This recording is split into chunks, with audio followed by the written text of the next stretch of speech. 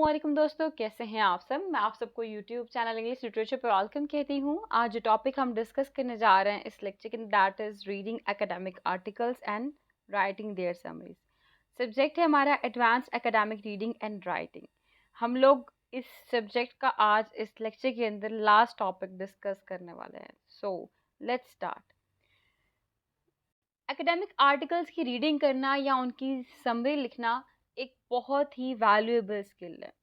आप स्टूडेंट हैं, रिसर्चर हैं, या आप किसी भी स्पेसिफिक टॉपिक के ऊपर इंफॉर्मेशन लेना चाहते हैं, तो यहाँ पे आपके लिए मैं आज इस लेक्चर के अंदर स्टेप बाय स्टेप गाइड बताने वाली हूँ कि कैसे हम लोग इफ़ेक्टिवली एकेडमिक आर्टिकल्स को रीड कर सकते हैं और उनकी एक कंसाइज समरी लिख सकते हैं।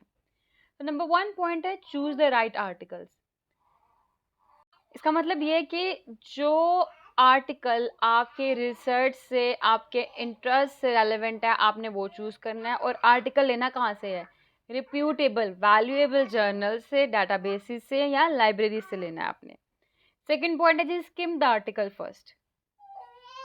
इसका मतलब क्या होता है स्किमिंग करना? स्किमिंग मीन्स कि आर्टिकल को डिटेल में पढ़ने से पहले थोड़ा थोड़ा पढ़ना कि मतलब इसके स्ट्रक्चर क्या है, इसके कंटेंट क्या है, उसके ऊपर ओवरव्यू दे देना, और इसकी हेडिंग्स पे, सब हेडिंग्स पे, फिगर्स पे, टेबल्स पे और एब्स्ट्रैक्ट पे थोड़ा सा अटेंशन देना। इसको कहते हैं स्किमिंग करना। फिर है रीड द एब्स्ट्रैक्ट।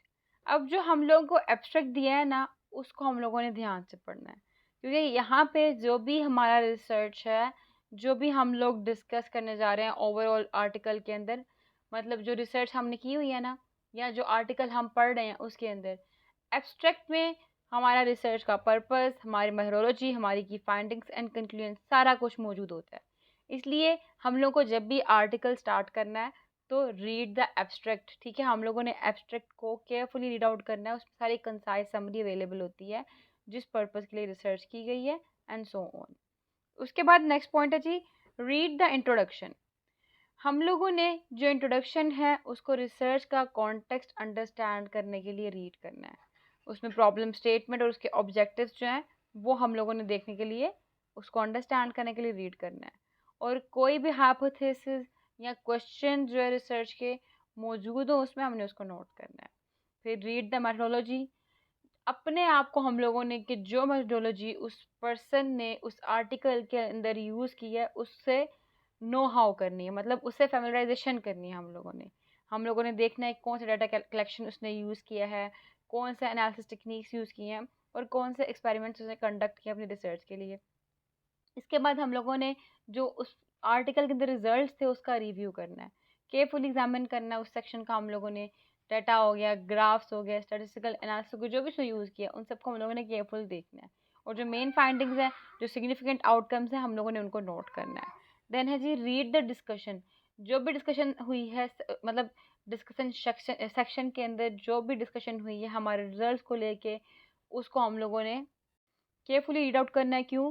क्योंकि डिस्कशन सेक्शन के अंदर जो रिजल्ट्स हैं उनको इंटरप्रेट किया जाता है, और उनको जो ब्रॉडर कॉन्टेक्स्ट ऑफ फील्ड है वहाँ पे रखा जाता है। इट में also discuss limitations and implications. Note the author's interpretations and conclusion. जो ऑथर की इंटरप्रिटेशन जो उनके कंक्लूजन है उसको लाजमी नोट करना है। फिर टेक नोट्स। जब भी रीड कर रहे हो तो जो की पॉइंट्स हैं उसको जोट डाउन कर लेना है। ठीक है, जो इम्पोर्टेंट डाटा है, कोई भी क्वेश्चंस है जिससे आपका कंसर्न है, जो आपकी रिसर्च से रिलेटेड, आपने उसको नोट कर लेना है। ठीक, इस तरह से आप लोगों ने इन पैटर्न्स को फॉलो करते हुए आर्टिकल की रीडिंग करनी है। अब जो आर्टिकल को लिखना है, समराइज करना है, वो आपने कैसे करना है? तो उसको समराइज करने के लिए जो पॉइंट्स हैं वो मैं आपको बता रही हूँ। आपने स्टार्ट करना है साइटेशनल सेंटेंस से, कि जिसका भी वो आर्टिकल है उसकी फुल साइटेशन करनी है। यानी कि साइटेशन मीन्स कहाँ से लिया है, किसने लिखा है, पब्लिकेशन डेट क्या है, अगर कोई DOI है या URL है तो वो भी आपने लाजमी कोट करना है, इंसर्ट करना है।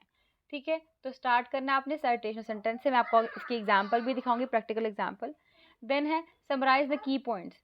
जो भी आपके मेन आर्टिकल के अंदर जो मेन पॉइंट्स थे आपने उनको समराइज करना है, इंक्लूडिंग रिसर्च क्वेश्चन, मेथोडोलॉजी की फाइंडिंग्स एंड कंक्लूजन। फिर जो कंट्रीब्यूशन है आपने उसको हाईलाइट करना है, हाईलाइट द कंट्रीब्यूशन। ठीक है, जो सिग्निफिकेंस है स्टडी की, कॉन्टेक्स्ट ऑफ द फील्ड और प्रॉब्लम इट्स एड्रेसेस, इन सबको आपने करना है अपने राइटिंग में मेंशन। फिर है नोट एनी क्रिटिक्स और लिमिटेशन, नोट करना है कि क्या वहाँ पे कोई क्रिटिक या लिमिटेशन थी, अगर हैं इफ एप्लीकेबल तो डिस्कस करना है आपने उनको अपने आर्टिकल में, अपनी रिसर्च की समरी के राइटिंग के अंदर। कीप इट कंसाइज, शॉर्ट रखना है, बहुत लंबा नहीं लिखना है, क्योंकि लंबा तो आप लोग ऑलरेडी पढ़ रहे हो, आपने उसको समराइज कंसाइज वे में लिखना है। फिर आपने उसके एडिट एंड प्रूफ रीड करना है। जब एडिटिंग एंड प्रूफ रीड करें तो आप यहाँ पे ध्यान रखें कोहेरेंस हो, क्लियरिटी और ग्रामर बिल्कुल एक्यूरेट हो। ठीक है, आपने जो रिसोर्सेज थे, जो भी सोर्सेज यूज़ किए, उनको साइट करना है। डिपेंड करता है आपसे कौन सा मेथड पूछा गया, एमएलए कहा गया, एमपीए कहा, एपीए कहा गया, शिकागो कहा गया, वॉट एवर। ठीक है, मोस्ट जो अप्रिशिएटेबल होता है साइटेशन का मेथड वो एपीए है। Keep a database,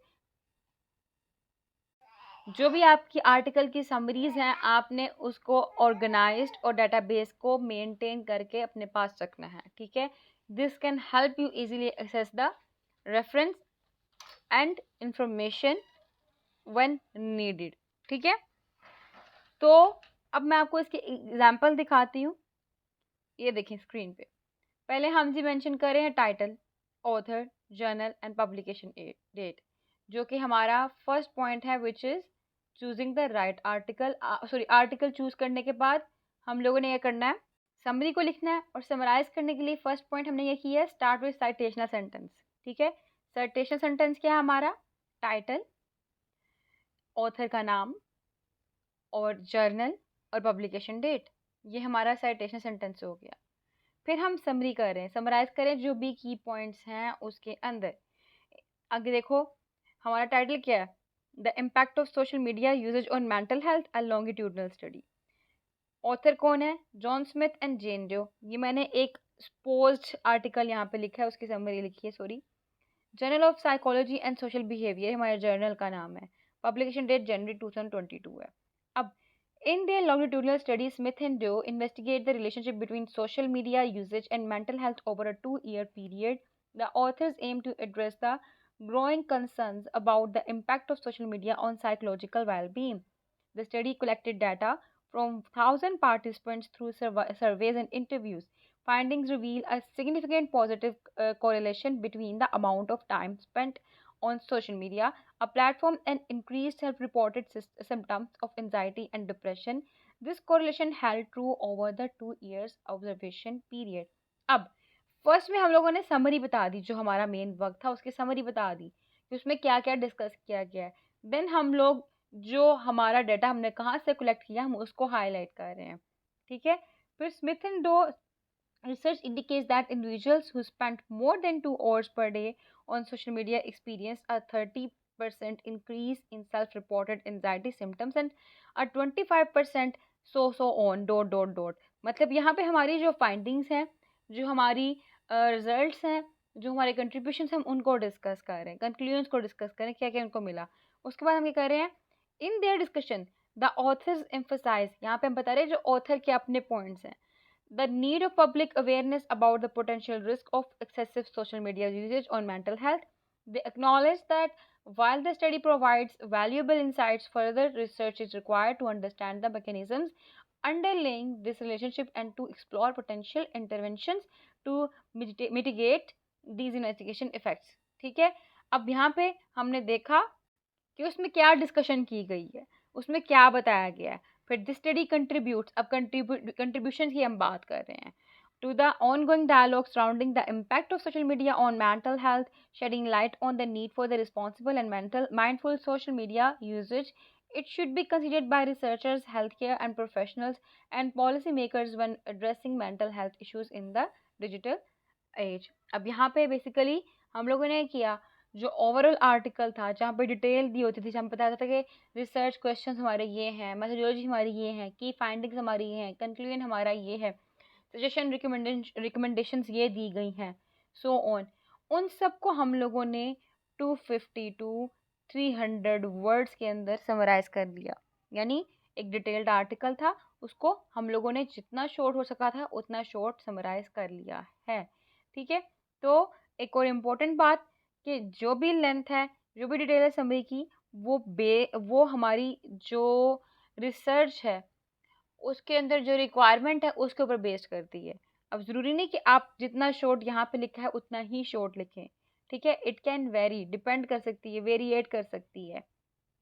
so remember that the length and detail of your summary can vary, ठीक है, अलग हो सकती है based on requirements and your purpose. जो आपका पर्पस है, जो आपकी रिक्वायरमेंट्स है, उसके ऊपर बेस करते हुए, but it should always accurately represent the main points. जो भी मेन पॉइंट है एकेडमिक राइटिंग के, वो उसमें लाजमी और एक्यूरेटली मेंशन होने चाहिए। Additionally, ensure that you properly cite the sources according to the appropriate citation style guidelines। कि जो भी स्टाइल गाइडलाइंस है आपने उसके अकॉर्डिंग सोर्सेज को लाजमी प्रॉपरली साइट ज़रूर करना है, ठीक है। अगर एपीए में पूछा गया तो उसमें करो, एमएलए में तो एमएलए में ही लिखो, एमएलए में ही साइट करो, शिकागो है तो शिकागो में ही लिखो, उसमें ही साइट करो। क्लियर। तो यहाँ पे जो हमारा टॉपिक है reading academic articles and writing their summaries वो कंप्लीट हुआ। आई होप ये वीडियो आपके लिए हेल्पफुल रही होगी। सब्जेक्ट भी हमारा कंप्लीट हो गया है। So best of luck for your studies and exams. दुआ में खास याद रखिएगा। Take care.